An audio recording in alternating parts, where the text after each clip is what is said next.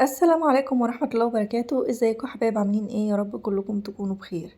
هنشتغل برضو في سلسلة المبتدئين، العرايس اللي داخلين مطبخ جديد، طبعا مبقوش عارفين اي طبخة خالص حتى من الطبخات القديمة. فهنعمل النهاردة مسقعة، بس هنعمل معاها بطاطس كمان. انا بحب البطاطس جدا، فممكن اطعمها في اي حاجة من الاكلات.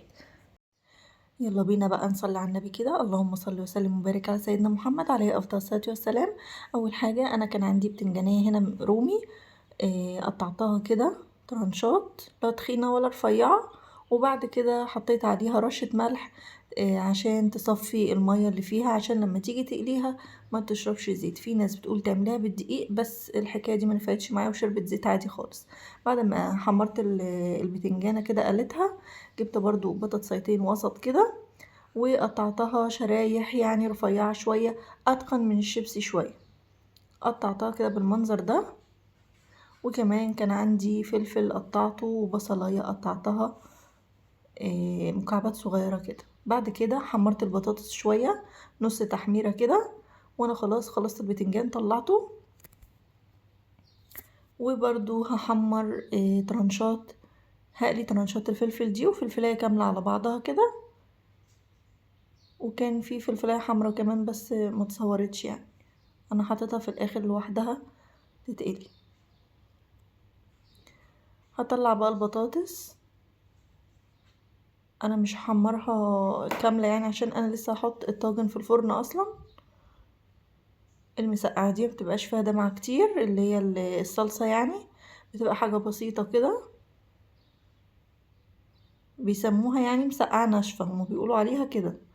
بعد كده طلعت البطاطس على جنب والبتنجان على جنب والفلفل على جنب. وبعدين جبت صينيه عشان اعمل تسبيكه بسيطه كده.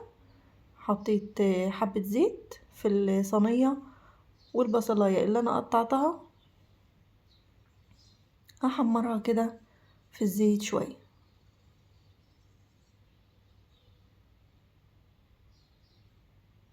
بعد ما خدت لون كده، هنزل عليها بعصير الطماطم، دي كوبايتين طماطم. وبعد كده هزود بقى الملح بتاعي. هنا كنت بشوف اللحمة، كنت عاملة مع المسقعة لحمة، ممكن تعمليها قرديحة عادي مفيش اي مشكلة خالص، ممكن تحطي فيها عصاج لحمة مفرومة.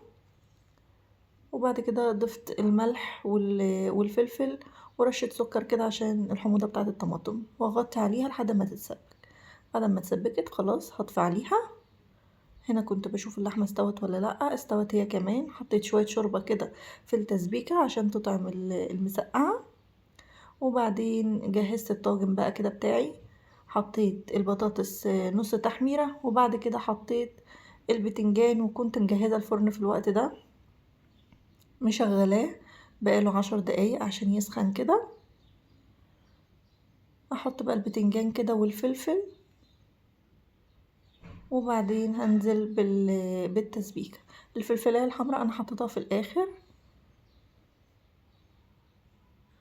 وهنزل بالتسبيكة كده. وهدخلها الفرن شوية زي ربع ساعة كده، يدوبك تتشمع بس. وبعد كده لو عايزة تشغلها الشواية شغلها، مش عايزة خلاص. انا سبتها تتشمع بس، ما شغلتش الشواية، وطلع بالمنظر الجميل اللي انت شايفاه ده. طعمها جميل جدا جدا. زي ما قلت لك، هتعمليها مع لحمة او قرديحي، او هتعمليها حتى مع عصاج، بتبقى جميلة وطعمها جميل. تتاكل بعيش، تتاكل برز. انا عملت في اليوم ده معاها رز، كان طعمها جميل جدا جدا. والطاجن ده ما قعدش خالص. طعمها بقى طبعا جميل جدا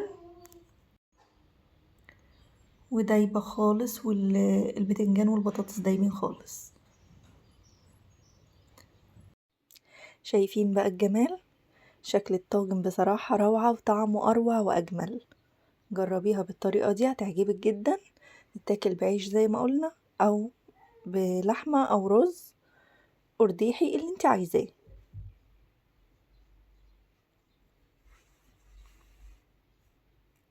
أنا كده خلصت الوصفة بتاعتي النهاردة، ياريت تكون عجبتك. لو وصلتي لحد هنا بقى، ياريت ما تنسيش الاشتراك وتفعلي زر الجرس عشان يوصلك كل جديد. والسلام عليكم ورحمة الله وبركاته.